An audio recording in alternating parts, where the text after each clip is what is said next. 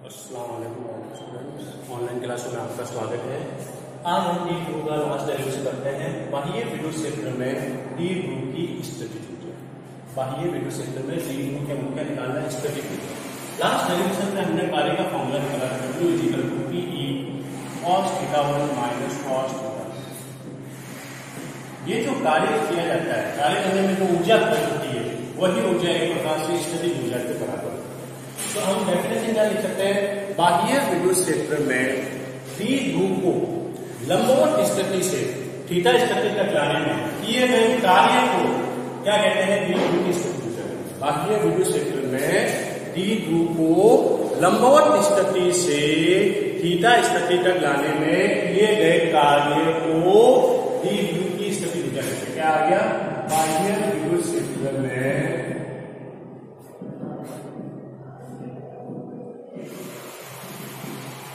D ध्रुव को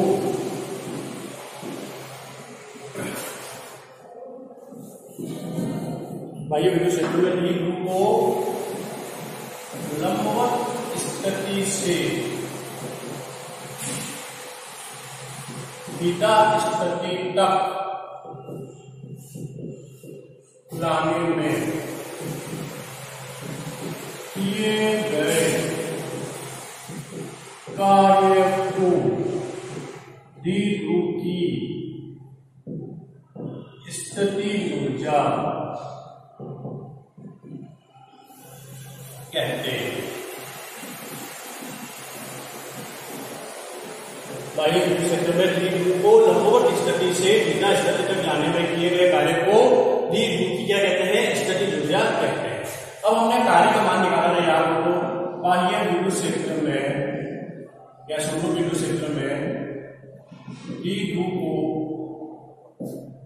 θ1 से θ2 कोण तक विस्थापित करने में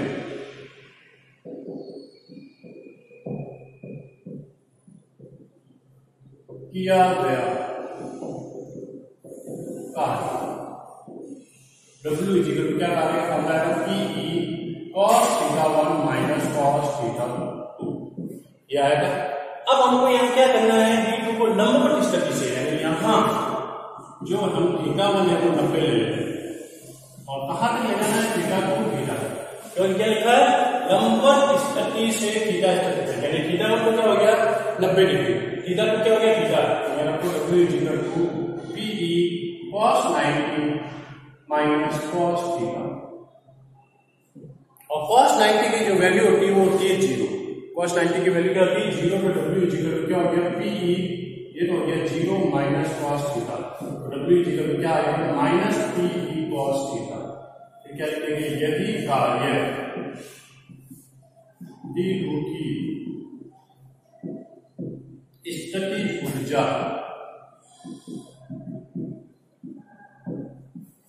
जिसको हम U से डिनोट कर लेते हैं, स्थिति ऊर्जा के बराबर होता है, अतः स्थिति ऊर्जा U बराबर माइनस PE cos θ।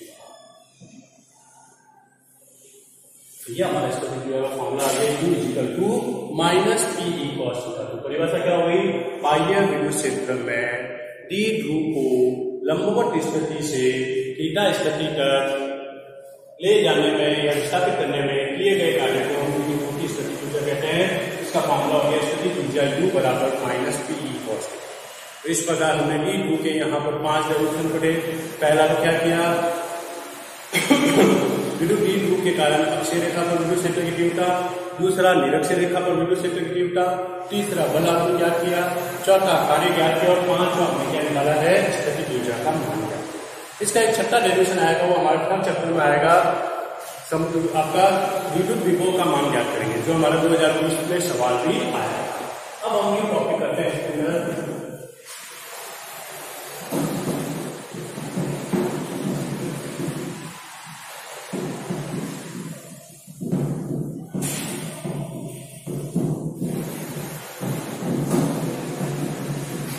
अब इसमें एक टॉपिक रह गया है हमारा अगला विद्युत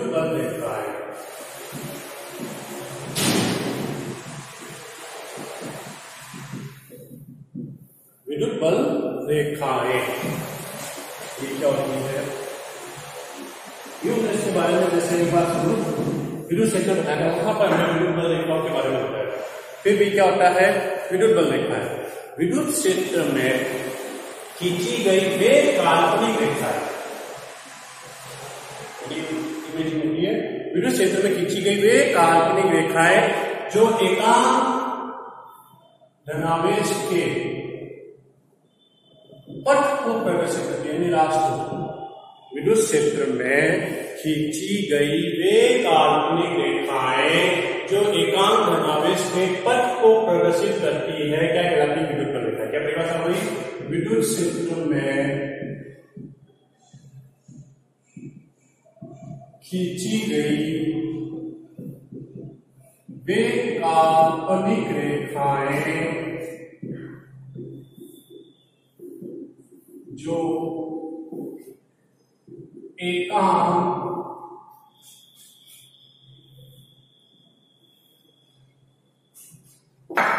धनावेश के पथ को प्रदर्शित करती है,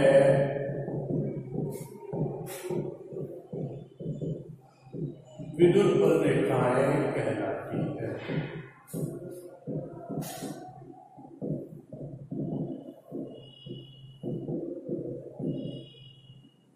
विद्युत क्षेत्र में खींची गई वे काल्पनिक रेखाएं जो एकांक धनावेश के पथ को प्रदर्शित करती है, विद्युत बल रेखाएं कहलाती। अब इसकी कुछ विशेषताएं हैं।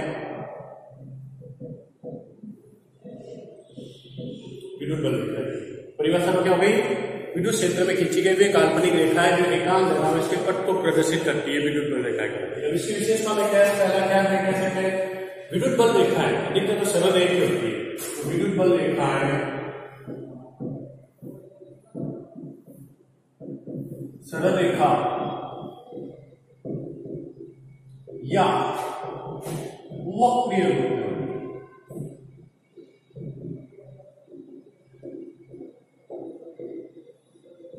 विद्युत बल रेखाएं सरल रेखा या वक्रीय रूप में। दूसरा, विद्युत बल रेखा के किसी भी बिंदु पर खींची गई जो स्पर्श रेखा होती है, जैसे ये सरल रेखा के रूप में, और इसी के ऊपर मैंने स्पर्श रेखा खींची गई है, विद्युत क्षेत्र की तीव्रता को प्रदर्शित करेगी। दूसरी परिभाषा विशेषता क्या होगी? विद्युत बल रेखा के किसी बिंदु पर खींची गई स्पर्श रेखा विद्युत क्षेत्र की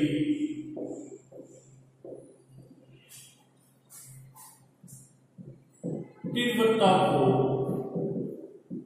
प्रदर्शित करती है।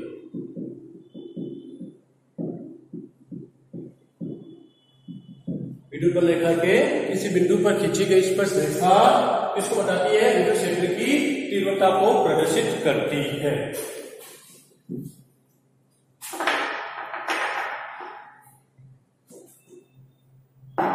विद्युत बल रेखा के किसी बिंदु पर खींची गई स्पर्श रेखा विद्युत क्षेत्र की तीव्रता को प्रदर्शित करती है। तीसरा, जो विद्युत बल रेखा होती है वो कभी भी एक दूसरे को नहीं काटती। विद्युत बल रेखाएं एक दूसरे को कभी नहीं काटती है, क्योंकि अगर ये काटेगी तो विद्युत क्षेत्र की तीव्रता की दो दिशा हो जाती है, जो कभी भी संभव नहीं होती। विद्युत क्षेत्र की तीव्रता की एक ही दिशा होती है। तीसरी जो इंपॉर्टेंट होता है, एक नंबर का बहुत सवाल आता है, विद्युत बल रेखाएं एक दूसरे को कभी नहीं काटती। सवाल ये आता है क्यों नहीं काटती? क्योंकि कर्तन बिंदु पर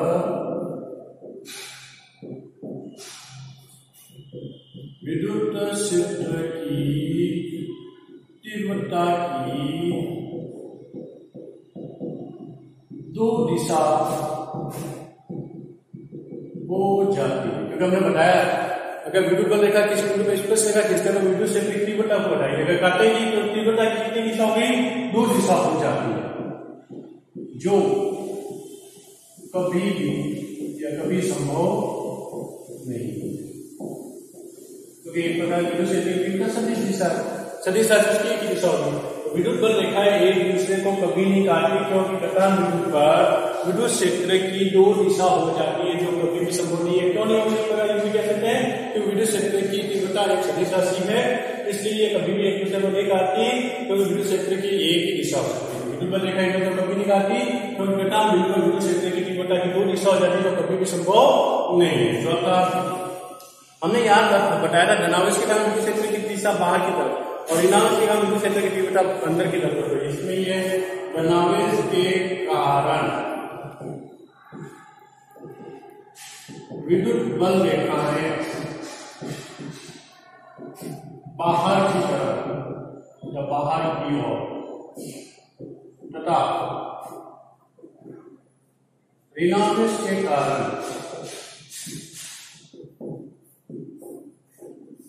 अंदर की ओर।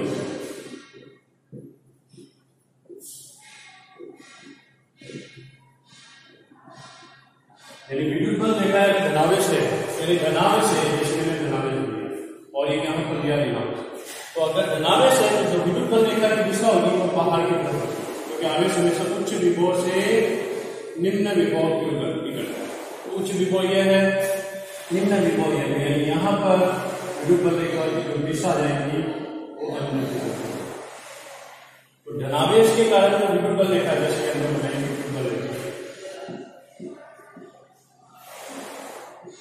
जो धनावेश है उसके कारण विद्युत बल रेखा बाहर की तरफ होती है,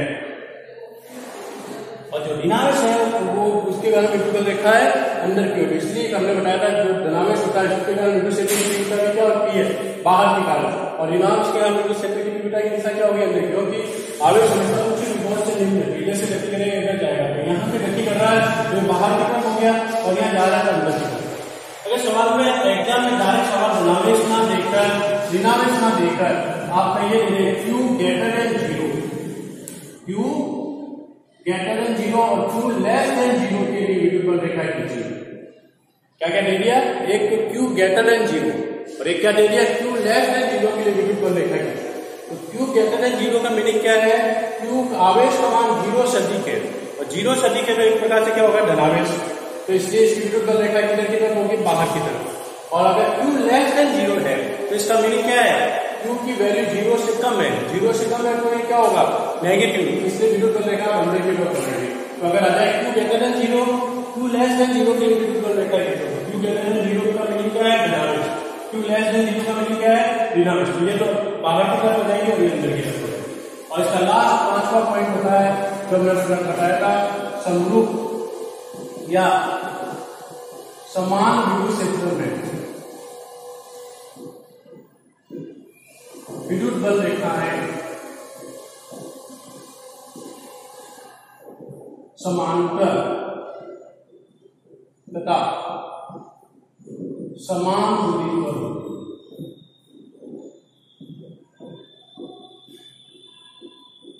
अगर समान विद्युत क्षेत्र में विद्युत बल रेखा एक दूसरे के समांतर तथा समान दूरी पर, याद हमने एडिशन किए थे वहां हमने ये सब एक दूसरे के विद्युत बल रेखा एक दूसरे को समांतर होगी और समान पर, ये किसको बताती है विद्युत क्षेत्र की तीव्रता को भी बताती है। ये हमारा विद्युत बल रेखाओं के बारे में हो गया।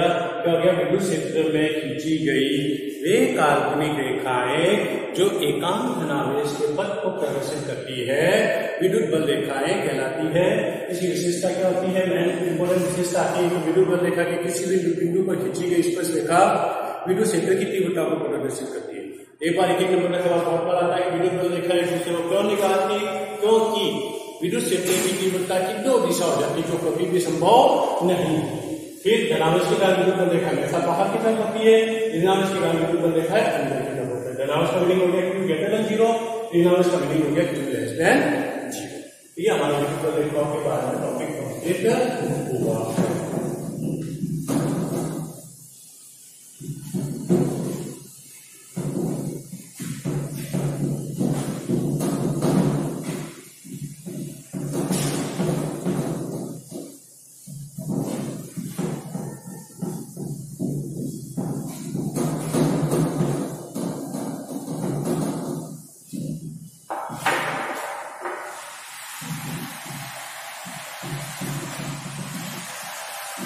फिर लास्ट टॉपिक है चैप्टर का, जैसे हमने आवेशों के निकाय के कारण परिणामी बल निकाला, उसी प्रकार हम आवेशों के निकाय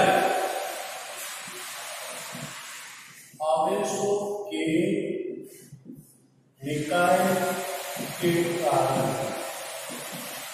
परिणामी विद्युत क्षेत्र की तीव्रता भी निकाल सकते हैं।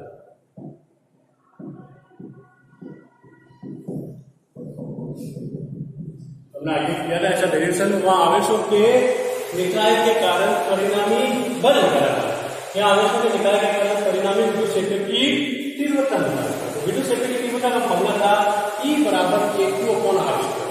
तो देखो इसका स्टेटमेंट क्या होगा, जैसे कोई बिंदु है P बिंदु, इससे अलग अलग डिस्टेंस पर, जैसे R1 डिस्टेंस पर Q1 आवेश, R2 पर Q3, R3 पर Q3 और Rn पर Q।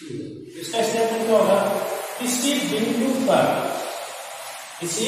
बिंदु पर दो या दो से अधिक आवेशों के कारण उत्पन्न परिणामी विद्युत क्षेत्र की तीव्रता अलग अलग आवेशों के कारण उत्पन्न तीव्रताओं के सदिशों के बराबर होता है। क्या है, किसी बिंदु पर दो या दो से अधिक आवेशों के कारण उत्पन्न परिणामी विद्युत क्षेत्र की तीव्रता, किसी बिंदु पर दो या दो से अधिक आवेशों के कारण परिणामी विद्युत क्षेत्र की तीव्रता अलग अलग आवेशों के कारण उत्पन्न विद्युत क्षेत्र की तीव्रता के सदिश योग के बराबर होती है। तो किसी बिंदु पर दो या दो से अधिक आवेशों के कारण परिणामी विद्युत क्षेत्र की तीव्रता अलग अलग आवेशों के कारण उत्पन्न तीव्रताओं, अलग अलग आवेशों के कारण उत्पन्न विद्युत क्षेत्र की तीव्रताओं के सदिश योग के बराबर होती है। यानी अगर मुझे परिणामी विद्युत क्षेत्र की तीव्रता निकालनी तो अलग अलग आवेशों के कारण E1 plus E2 dot E। यहाँ E1, E2, E3 का मान क्या मालूम है, यहाँ अगर मैं E1 निकालूं तो विद्युत क्षेत्र की तीव्रता का फॉर्मूला आएगा कि बराबर Q/R²। E1 बराबर क्या आएगा, Q1/R1²। इसको सभी सूत्र लिखना है। तो और E2 निकालना चाहे Q2/R2²। ऐसे करके En है KQN/Rn²। तो अगर E बराबर क्या हो गया, K1/R1², K2/R2², KQN/R1²। ले सकते हैं और उसको सॉल्व कर सकते हैं। तो क्या हो गया, किसी बिंदु पर दो या दो से अधिक आवेशों के कारण उत्पन्न परिणामी विद्युत क्षेत्र की तीव्रता अलग अलग आवेशों के कारण उत्पन्न तीव्रताओं के सदिश योग के बराबर होती है। यही हमारा क्या हो जाता है, आवेशों के निकाय के कारण परिणामी विद्युत क्षेत्र की तीव्रता होती है। ये हमारा इस चैप्टर का लास्ट टॉपिक था। क्या था, आवेशों के निकाय के कारण विद्युत क्षेत्र की तीव्रता।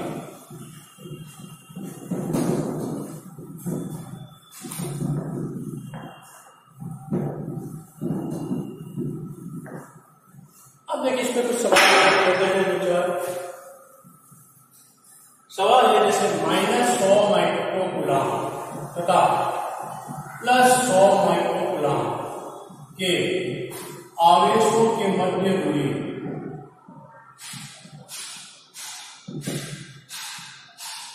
2 सेंटीमीटर तो द्विध्रुव के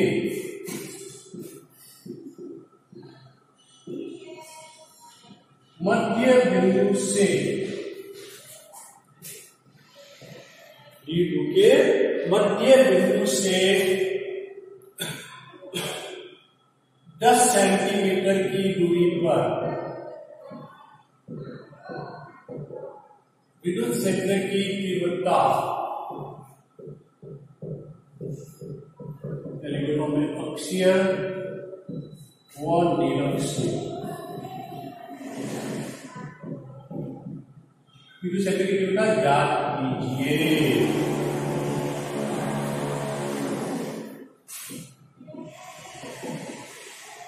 अब सवाल दिया हुआ है -100 माइक्रोकूलम तथा +100 माइक्रोकूलम के आवेशों के बीच की दूरी दी हुई और हमको विद्युत क्षेत्र की तीव्रता न्यूमेरिकल करने से पहले हमको मालूम है जो दिया हुआ है वो पहले लिखना है। अब देखो यहाँ आ गया D2 आते ही हमको विद्युत क्षेत्र की तीव्रता के फॉर्मूले याद होने चाहिए। अक्षीय रेखा पर क्या होता है और निरक्षीय रेखा पर क्या होता है। अक्षीय रेखा पर होता है 2kp/r3, निरक्षीय रेखा पर होता है kp/r2। तो अब यहाँ सवाल में क्या दिया हुआ है, शॉर्ट क्यू दिया हुआ है 100 माइक्रोकूलम। फिर जो बीच की दूरी होती है उसको दिमाग में आना चाहिए। मैंने 2a से डिनोट किया हुआ है, a से किया है, किससे डिनोट किया हुआ है 2a से किया है। तो q बराबर है 100 माइक्रोकूलम, 2a बराबर 2 सेंटीमीटर और मध्य बिंदु से जो दूरी लेते हैं उसको हम r से डिनोट करते हैं। तो r है 10 सेंटीमीटर। ये हमको अगर मालूम होंगे तो ही हम आगे फार्मूला यूज में ले सकते हैं। हमको अगर ये मालूम नहीं सवाल में क्या क्या और कोई भी फार्मूला लगाओ आपका आंसर नहीं आएगा। अब देखो इन सब में यूनिट ना मीटर है ना कूलम है, तो हमको पहले इनको एनकेस यूनिट में बदलना पड़ेगा, यानी एनकेस डालना।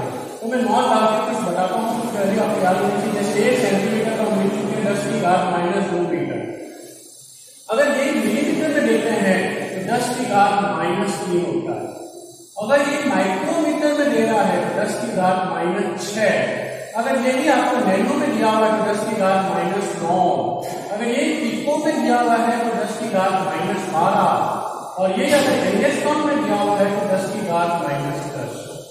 ये सेंटीमीटर, ये मिलीमीटर, ये माइक्रो, ये नैनो और ये पिको, ये आपको मालूम होने चाहिए, तभी आप सवालों को सॉल्व कर सकते। ये हमेशा मीटर में दिया है, मीटर दिया है।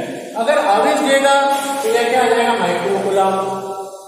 जैसा दिया हुआ आगे हम जैसे पढ़ेंगे धारिता के बारे में, तो वह फेरेड आता है, वहां माइक्रो फेरेड आता है। हमको तो बस सी का मीनिंग है 10⁻², मिली का है 10⁻⁻6, माइक्रो का -6, नैनो का -2, पिको का -12। ये मालूम होना चाहिए। बाकी जो यूनिट दिए हुए वो आगे यूनिट लगा सकते हैं। जैसे यहाँ माइक्रोकूलम दिया हुआ है तो इसको मैं -6 से गुना कर देता हूँ, क्योंकि 1 माइक्रोकूलम बराबर 10⁻⁶। मीटर का है कूलम। ये सेंटीमीटर, इसको मीटर में बदल देते हैं। ये भी सेंटीमीटर है तो इसको भी मीटर में बदल देते हैं। चाहे इसको सॉल्व करना चाहते हैं 10⁻⁴, ये 10⁻⁻1। अब हमको अक्षीय और निरक्षीय पर विद्युत क्षेत्र की तीव्रता निकालने का उसका फॉर्मूला दिमाग में आना चाहिए। फॉर्मूला होता है 2kp/r3। तो पहले हम p की वैल्यू निकाल लेते हैं, ताकि p क्या था D2 आघूर्ण और D2 आघूर्ण क्या था p बराबर q × 2a। q तो है 10⁻⁴ और a है 2 × 10⁻⁻2 पूरा आएगा। तो p बराबर 2 × 10⁻⁶ कूलम × मीटर। ये तो आ गया p का मान। अब हमको विद्युत क्षेत्र की तीव्रता निकालनी है। पहले अक्षीय पर होता है k2kp/r3। अक्षीय रेखा पर विद्युत क्षेत्र की तीव्रता क्या आती है 2kp/r3। तो k का मान 9 × 10⁹, p 2 × 10⁻⁶ और r आपने निकाला 10⁻⁻1 का क्यूब। तब इसको सॉल्व कीजिए। ये हो गया 36 और 10⁻+3 और ये हो जाएगा 10⁻⁻3। -3 हो जाएगा तो 36 × 10⁻⁶। और विद्युत क्षेत्र की तीव्रता का फॉर्मूला क्या होता है, तो आपको क्या पता है, E बराबर है अपन क्यों पढ़ा था N/कूलम। ठीक है सर, आइए पहले p की वैल्यू निकाली। तो p से हमने क्या निकाला, ये अक्षय का फॉर्मूला 2kp/r3। k का मान आपको याद होना चाहिए 9 × 10⁹ होता है। p की वैल्यू पुट करी जो आपने निकाली है और r की वैल्यू पुट करी और सॉल्व करने पर 9 × 4 = 36 हो गया। 9 में से 6 गए तो 3 बचे को जाती है। दूसरा हम निकालते हैं इसमें ई निरक्षीय। अब वो ई निरक्षीय निकालने का बहुत तरीका है। एक तो वापिस Kp अपन आर क्यूब करो, और नहीं तो हमने याद हो हमने दोनों के बीच में रेशियो निकाला था, तो आया था ई निरक्षीय बराबर ई अक्षय बाय 2। यानी निरक्षीय पर विद्युत क्षेत्र की तीव्रता अक्षय की आधी होती है 36 × 10⁶ बटा 2 यानी 18 × 10⁶ न्यूटन/कूलम। क्या करेंगे, पॉइंट बढ़ा के 3.6 × 10⁻⁷ मीटर। ये हमारा क्या दिया हुआ है, आवेश दिए हुए हैं, बीच की दूरी दी हुई है और कितनी दूरी पर निकालना है, तो विद्युत क्षेत्र की तीव्रता का फॉर्मूला लगाकर हम सॉल्व कर सकते हैं। तो विद्युत क्षेत्र की द्विध्रुव के हमारे जो 4 डायमेंशन आए थे उसमें ये हमारा अक्षय और निरक्षीय को निकाल दिया। अगर यहाँ सीधा निरक्षीय पूछता, अक्षय नहीं पूछता, तो यहाँ क्या फॉर्मूला लगा देते हैं, Kp/r3, बाकी कैलकुलेशन ऐसे के ऐसे। ठीक है, ये तो सवाल ये हमारा हुआ। दूसरा सवाल जैसे और आए इसमें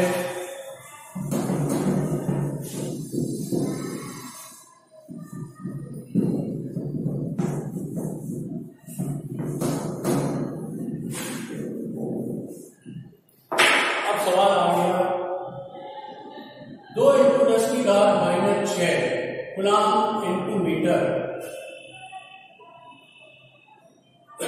द्विध्रुव का या विद्युत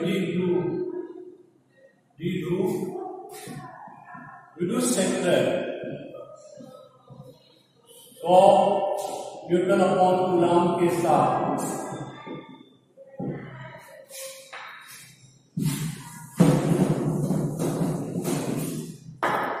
30 डिग्री का कोण बनाता है।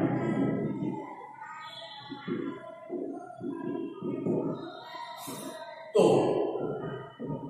बल आघूर्ण का मान है।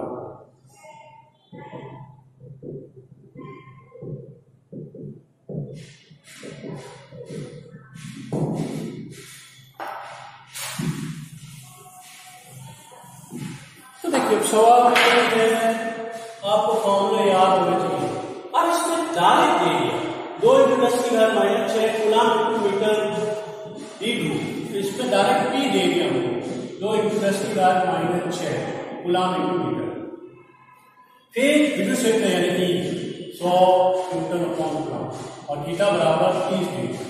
अब बल आघूर्ण निकालना, तो बल आघूर्ण का formula P PE sin theta जाएगा।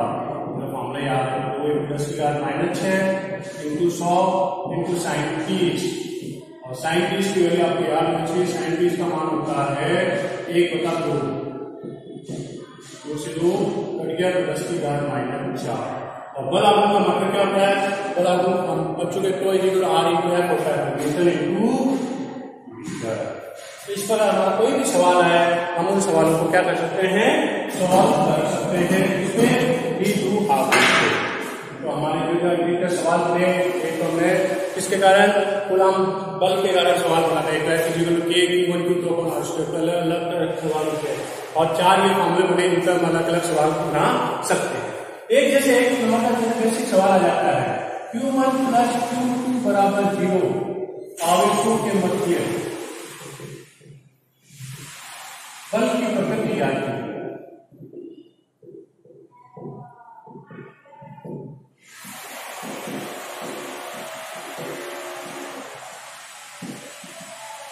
क्या निकालोगे, Q1 + Q2 = 0 आवेशों के मध्य बल की प्रकृति ज्ञात करनी है। प्रकृति का मीनिंग है या आकर्षण बल होगा या प्रतिकर्षण बल होगा, तो सोच सकते हो। तो अगर सीधा साधा आ रहा है Q1 + Q2 = 0 दिया, तो इसका मीनिंग हो गया Q1 - Q2, यानी दोनों आवेश एक दूसरे के बराबर है परंतु विपरीत है। ये प्लस का, ये माइनस का, विपरीत है तो आकर आवेशों के मध्य कौन सा बल लगेगा, आकर्षण बल या आकर्षण बल लगता है।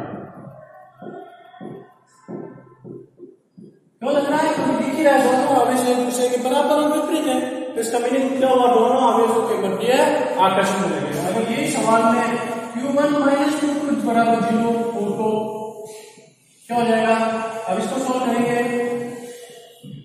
तो Q1 - Q2 = 0 दिया हुआ है, Q1 = Q2 हो गया, तो यदि दोनों बल एक दूसरे के बराबर और विपरीत हो गए, इसमें बराबर विपरीत हो गए, तो दोनों बल दोनों आवेश एक दूसरे के बराबर समान है तो समान है, एक दूसरे को प्रतिकर्षण करेंगे तो कौन सा बल लगेगा, प्रतिकर्षण बल लगता है। तो इस पर हम कोई भी सवाल कर सकते हैं। तो ये हमारे फर्स्ट चैप्टर का पूरा टॉपिक कंप्लीट है। इस पे हम अलग अलग प्रकार के न्यूमेरिकल बनाने के लिए आपको सवाल करने के लिए उनके फार्मूले याद होने चाहिए। मेन इस पे फार्मूले कौन सा है, एक तो विद्युत बल का फार्मूला, विद्युत बल का फार्मूला है F=K Q1Q2/R²। दूसरा विद्युत क्षेत्र की तीव्रता का फार्मूला E=F/Q। विद्युत क्षेत्र की तीव्रता दूरी के रूप में निकाली तो E=KQ/R²। फिर हमने डी ध्रुव आघूर्ण का फार्मूला पढ़ा तो डी ध्रुव आघूर्ण का फार्मूला P=Q×2A। फिर डी ध्रुव आघूर्ण के कारण हमने 4 अलग अलग डायरेक्शन किए। पहला विद्युत डी ध्रुव के कारण अक्षीय रेखा पर विद्युत क्षेत्र की तीव्रता, उसका फार्मूला क्या निकला, 2kP/R³। फिर निरक्षीय रेखा पर विद्युत क्षेत्र की तीव्रता, उसका फार्मूला क्या निकला, kP/R³। फिर हमने क्या निकाला, बल आघूर्ण डी ध्रुव के कारण ही, तो फार्मूला क्या आया, τ=PE/sin θ। फिर हमने कार्य का मान निकाला डी ध्रुव के कारण, तो फार्मूला आया τ=PE cos θ1 - cos θ2। फिर हमने स्थितिज ऊर्जा निकाली तो फार्मूला आया था U=-PE cos θ। इस प्रकार इस फार्मूले के बेस पर हम कैसा भी न्यूमेरिकल आए, न्यूमेरिकल करने के लिए आपको पहले उसका फार्मूला याद होगा तो ही न्यूमेरिकल कर पाओगे। अगर आपका फार्मूला ही याद नहीं है तो न्यूमेरिकल नहीं कर पाते। फिर फार्मूला याद होने के बाद आपको सवाल में क्या क्या दिया हुआ है, पहले वो लिखना है, फिर फार्मूला लगाना है, कैलकुलेशन करनी है, फिर उसकी लास्ट में यूनिट लगाना जरूरी होता है। मैंने बताया था कोई भी न्यूमेरिकल आए उसकी यूनिट लगाना जरूरी है। और न्यूमेरिकल को अधिकतर इसमें एमकेएस पद्धति में सॉल्व किया जाता है। तो एमकेएस अगर सीजीएस में दिया हुआ है तो हमने बताया एमकेएस में अलग अलग वैल्यू कैसे निकालते हैं, उससे हम सॉल्व कर सकते हैं। फिर एक एक नंबर के सवाल आ सकते हैं। तो ये हमारा फर्स्ट चैप्टर आज कंप्लीट हुआ है।